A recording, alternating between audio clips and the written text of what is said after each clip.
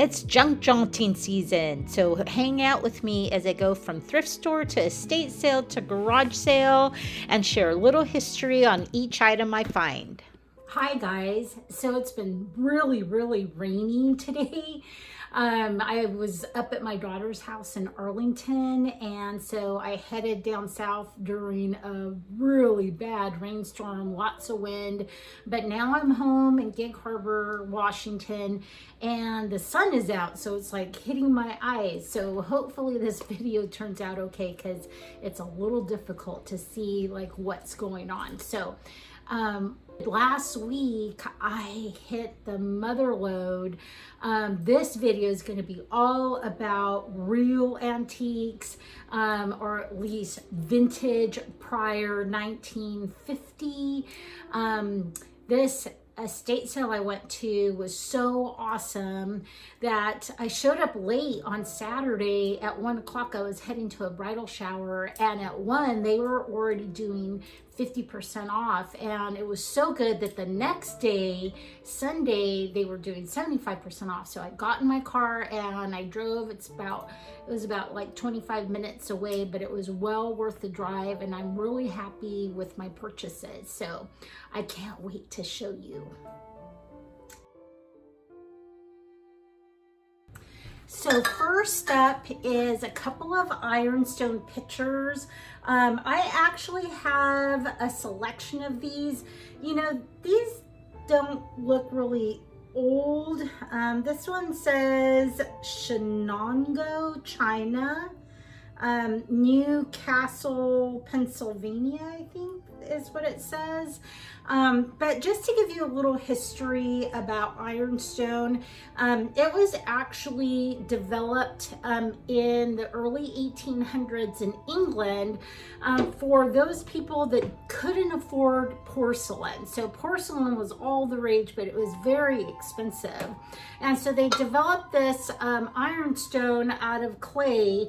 And the biggest difference is that ironstone is very heavy. It's not translucent like porcelain is, but I'll show you a couple of pictures up above, because you could actually still, they would take transfers and they would put transfers on the ironstone, and it was kind of like the poor man's porcelain. So you had these beautiful transferware pieces of pottery that looked fancy but were very utilitarian.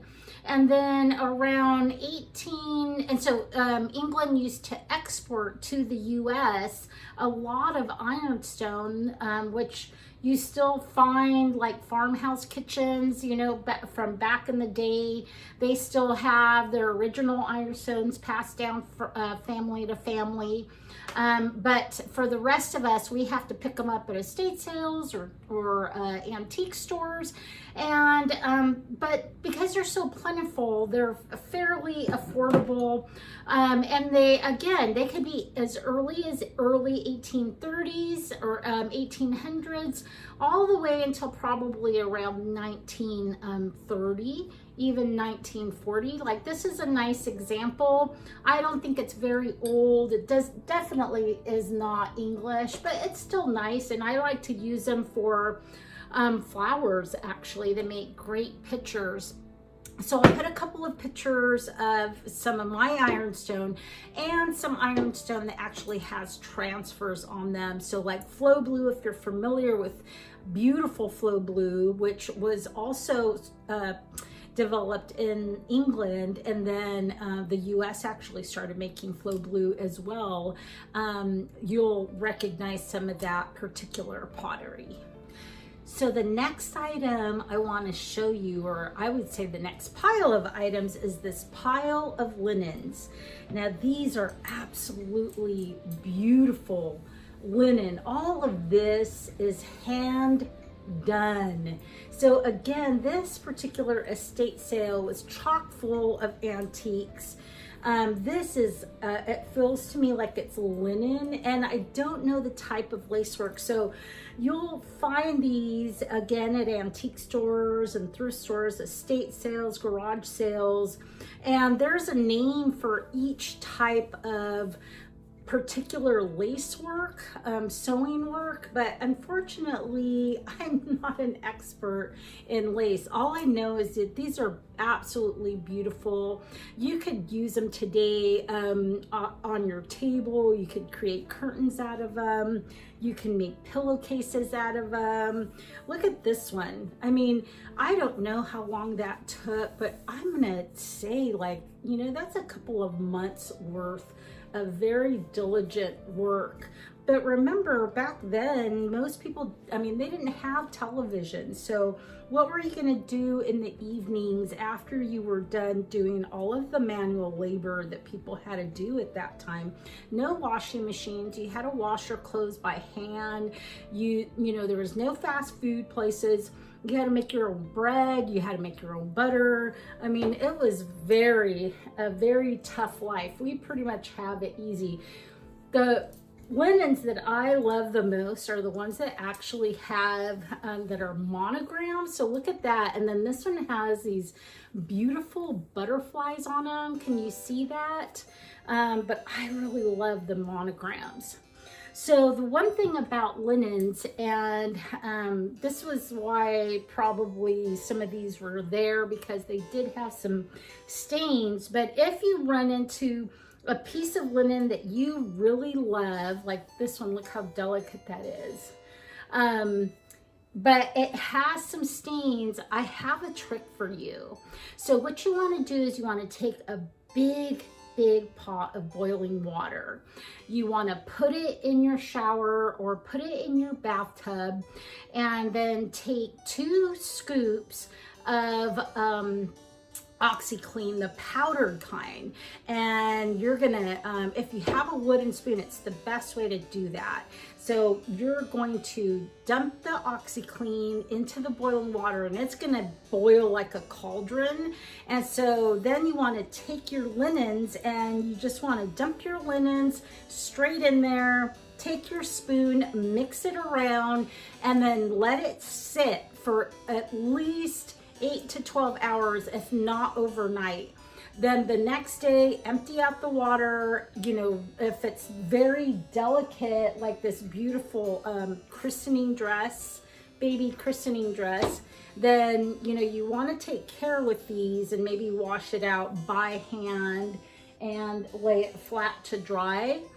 But it works wonders. It takes stains out. So don't be afraid to pick up linens that have, like, a lot of them will have rust spots, or what they call foxing, which is basically just from being folded up and put away for decades, right? They'll have like little spots, age spots, but that trick really works. And it works for even colored clothing. You just have to be careful that you test the clothing to make sure that the dyes are safe. Have you ever seen one of these before with the holes in them? Have you ever wondered what it was? This is actually a hat pin holder.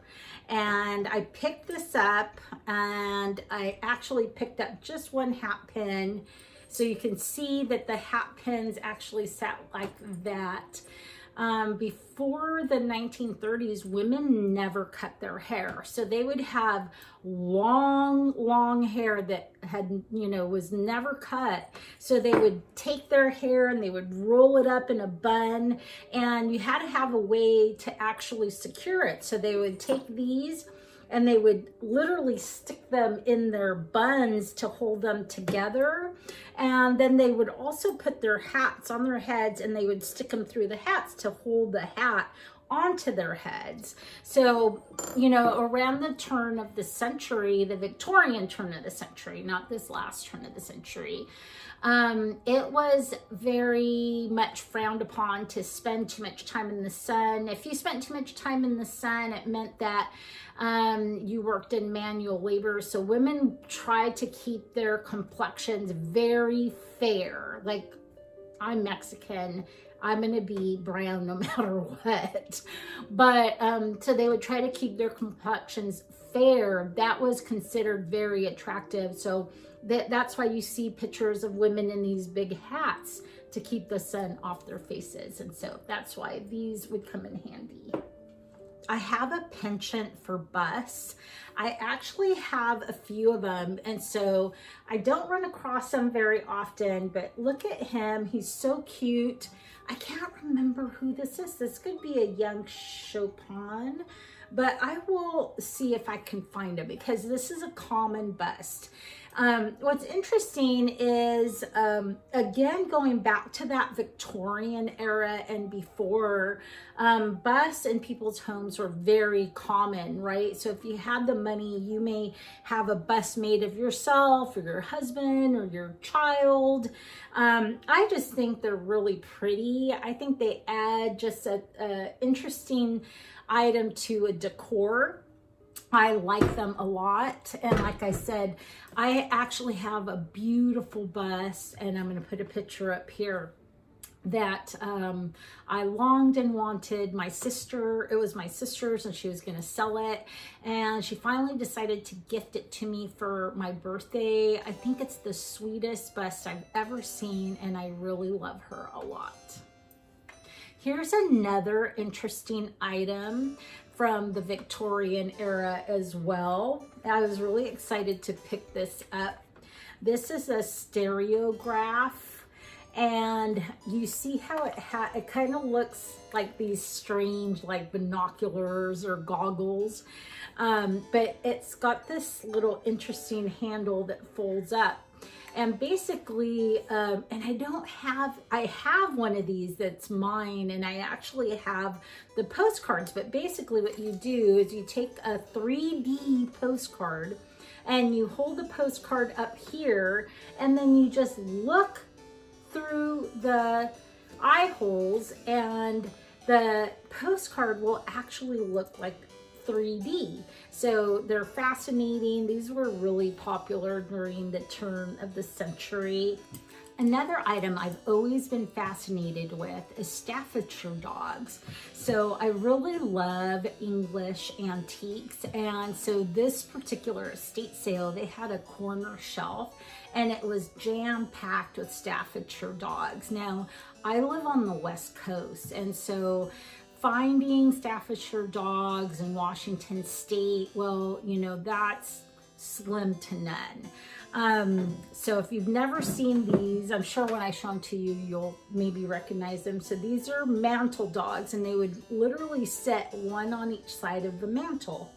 And they were these little Staffordshire dogs. A Staffordshire is actually a county in England, and I loved them so much I bought 3. So these are the bigger ones.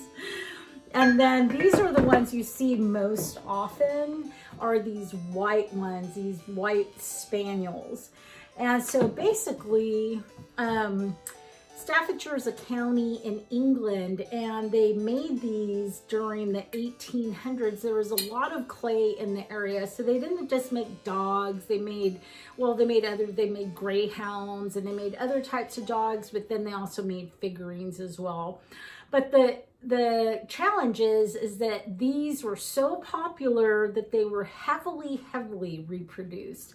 Now, these particular ones, say Dalton, England is a pottery manufacturer. So, I mean, they're awfully cute, but these are not even press molded. These are kind of, they would put them in a mold and then pour the clay in there. So these are actually definitely, all 3 are reproductions. These actually look like newer reproductions, and these look older. They definitely look older. They have a lot of detail in the back and the side, but they're not going to be passed off as true English Staffordshire dogs. True English Staffordshire dogs go for hundreds, if not thousands of dollars. But the thing is that I actually have an Instagram follower who happens to work a couple doors down from my store. He's already seen the pictures on Instagram, and he wants to buy all 3. And obviously, I mean, they're beautiful, and these are still vintage. They were probably made, I would say, in the 40s. And again, I can see that, well, you know, there's some crazing on these and they just have the little pinhole. So they're reproductions, but they're good reproductions and they are older reproductions. So for decorative pieces, I still like them a lot. This is a little cutie. Look at that. So I have an affinity. I think I said this last week, for limbs. So I have quite a few hands and I have a foot in my hallway, but I love this like little trinket box. So it looks like it should be maybe cardboard or wood, but it's not. It's actually some kind of ceramic and it's pink on the inside. I just thought it was very sweet. I'm gonna put it online and I'm probably gonna put $25 on it because it is unusual. I cannot date it. I don't think it's very old, but it is really well done. Like, look at, I don't know if you could see that, but that's like a snake around her wrist. So very, very charming. So they seem to have a penchant for figurines in that house because I also picked up this little darling vase.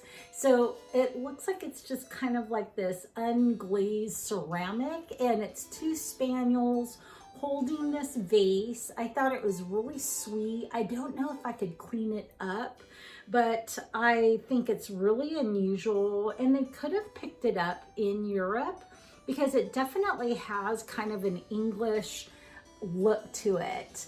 So I'm gonna put probably $35 on this, not knowing exactly where it came from or what it is.